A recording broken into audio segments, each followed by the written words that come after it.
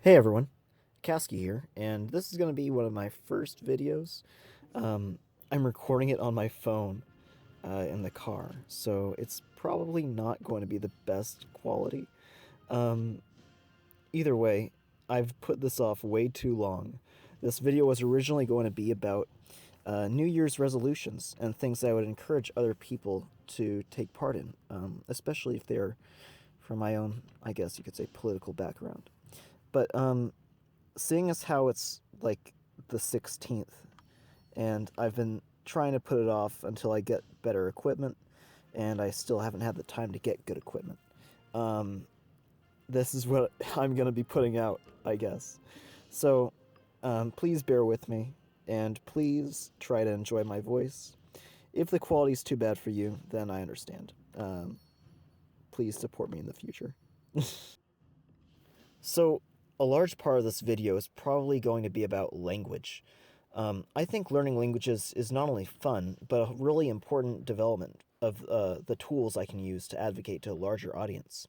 For myself this year, I plan on passing the JLPT N2, or the Japanese Language Proficiency Test, and N2 is about fluent level. I'm using the AJAT method, which is really about a whole lot of immersion. Luckily, I'll be working in Japan starting in March, so this will be really helpful towards that goal, I think. I really think language is something that everyone should invest time in. Because, like I said, it expands the number of people we can advocate to, as well as being good for your big brains. Just from an optics perspective, living a more multicultural lifestyle and investing time in other languages is something that I advocate for because it shows that we really are determined to carry the values of multiculturalism and show that we are invested in the well being of people from whatever background. So, language learning can be an even more direct form of activism than that. There are a whole lot of indigenous languages losing their last few native speakers right now, so look into indigenous languages in your region and see what you can find on them. It might be a bit more difficult than, say, French to find a good PDF or uh, any sort of text that you can use to learn, but I think it's a strong show of support for those languages and the, well, it might be an understatement to say this, but historically oppressed people they represent. Indigenous people in Canada and the US are facing a pretty hard time right now. The governments of both countries, of course, are backing oil companies against them in their unceded territory. So, if you can't make it to the protests yourself, maybe try learning some language too. It might seem like a small thing, a little snowball, but eventually that little snowball will turn to a slightly bigger snowball, and then, I don't know, a, a big, big snowball. And eventually, we'll be so interconnected that Trump, or, well, probably by that time not Trump, but anyone, Republican, Democrat, Trudeau, if he's still there, will know to keep their hands off of indigenous people from now on. And, that might be fun. Just touching on this as a side note, I might be making a video in the future on the Unistolten camp and how that whole thing's been unfolding. There are also some regional languages that have fallen out of favor.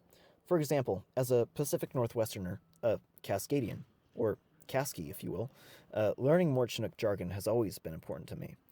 There aren't a whole lot of sources I can use, but I find its significance in the region's history to be very interesting.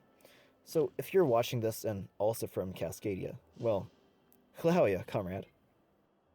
So, stepping away from language, um, I work night shifts, and not only does the night shift do a lot of stress on my body, it does a lot of stress on my big old brain that I got.